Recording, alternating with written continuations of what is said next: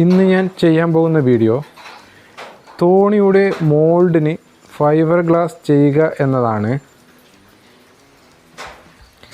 Fibre glass ചെയ്യുന്നതിന് മുൻപ് ഇതിനൊരു പ്ലാസ്റ്റിക് കോട്ടിങ്ങിൻ്റെ ആവശ്യമുണ്ട്. പെട്ടെന്ന് തോണി റിലീസ് ചെയ്ത് കിട്ടാൻ വേണ്ടിയാണ് പ്ലാസ്റ്റിക് കവറ് ഉപയോഗിക്കുന്നത്.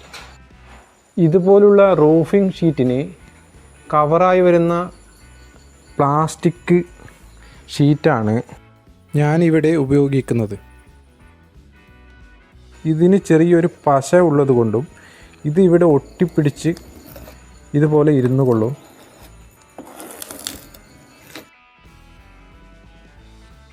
പ്ലാസ്റ്റിക് ഉപയോഗിച്ച് മുഴുവനും കവർ ചെയ്തു. തോണി ഉണ്ടാക്കിയിട്ടോ ഫൈബർ ഗ്ലാസ് ചെയ്തിട്ടോ എനിക്ക് വലിയ പരിചയമൊന്നുമില്ല. അറിയുന്ന പോലെ ചെയ്യുന്നേ എന്നേ ഉള്ളൂ. 5 കിലോ റെസിനിലേക്ക് 50 മില്ലി കൊബാൾട്ട് മിക്സ് ചെയ്ത് യോജിപ്പിച്ചതിന് ശേഷം 1/2 കിലോ റെസിനിലേക്ക് 5 മില്ലി ഹാർഡനർ ചേർത്ത് യോജിപ്പിച്ച് അപ്ലൈ ചെയ്യുകയാണ് ചെയ്യുന്നത്.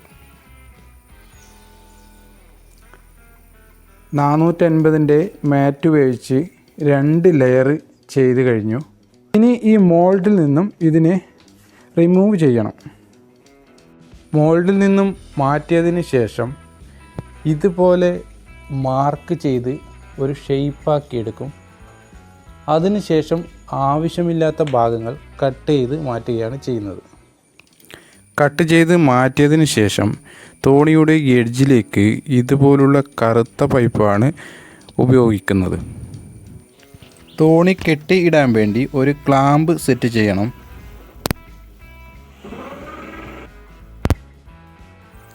ചോക്കുപൊടിയിലേക്ക് റെസിൻ മിക്സ് ചെയ്തതിന് ശേഷം അതിലേക്ക് ഹാർഡനർ ചേർത്ത് ഒട്ടിയിടുകയാണ് ചെയ്യുന്നത്.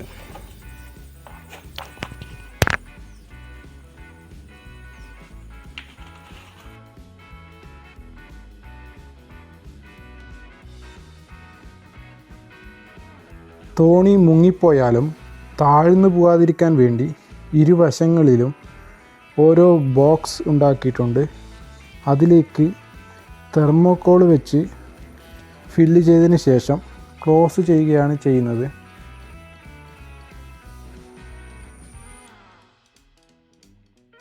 പുട്ടി ഇട്ടതിന് ശേഷം പൊങ്ങി നിൽക്കുന്ന ഭാഗങ്ങൾ ഗ്രൈൻഡ് ചെയ്ത് കളയണം.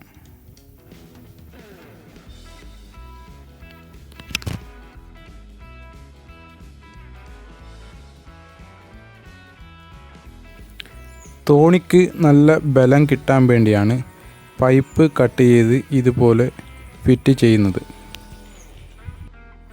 3 കിലോ റെസിനിലേക്ക് 200 ഗ്രാം പെയിൻ്റാണ് ഞാനിവിടെ മിക്സ് ചെയ്യുന്നത്.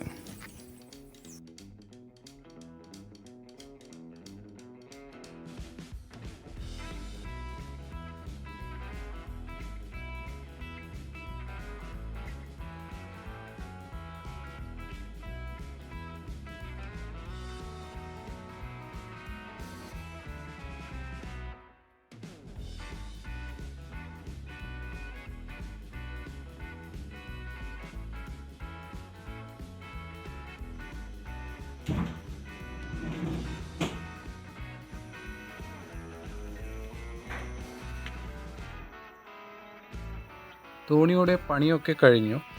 ഇനി ഈ തോണി നമ്മൾ വെള്ളത്തിലേക്ക് ഇറക്കാൻ പോകുകയാണ്.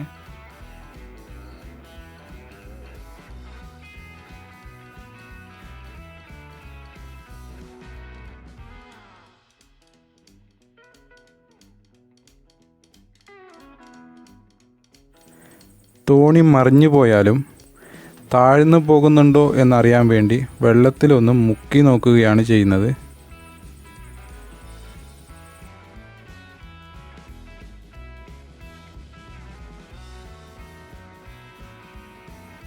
തോണി മറിഞ്ഞു പോയാലും താഴ്ന്നു പോകില്ല, പൊങ്ങി തന്നെ നിൽക്കും. തോണി ഇറക്കിയ സ്ഥലം കാസർഗോഡ് ജില്ലയിൽ കൊട്ടോടി എന്ന സ്ഥലത്താണ്. ഇവിടെ ഈ പുഴയിൽ നല്ല ഒഴുക്കാണ്. അതുമാത്രമല്ല ഇവിടെ ഒരു 50 കിലോമീറ്റർ ചുറ്റളവിൽ എവിടെയും തോണി ഇല്ല. തോണി തുഴയാനറിയുന്നവർ ഈ കൂട്ടത്തിൽ ആരും തന്നെ ഇല്ല. ഇനി വേണം പഠിക്കാൻ.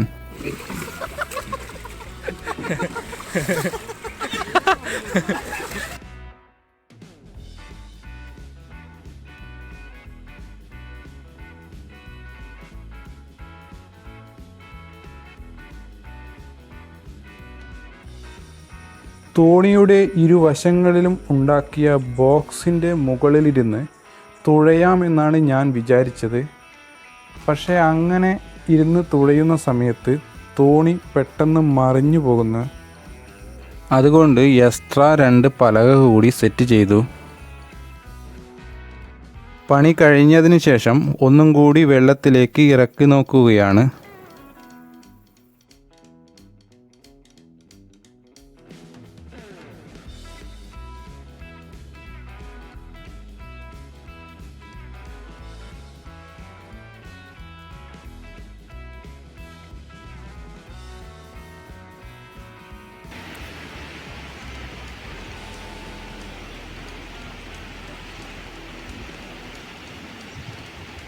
ഇപ്പോൾ പ്രശ്നങ്ങളൊന്നുമില്ല. 5 ആൾ വരെ തോണിയിൽ പോകാൻ പറ്റുന്നുണ്ട്. തുഴയാൻ അറിയില്ല എന്നൊരു പ്രശ്നം മാത്രമേ ഉള്ളൂ.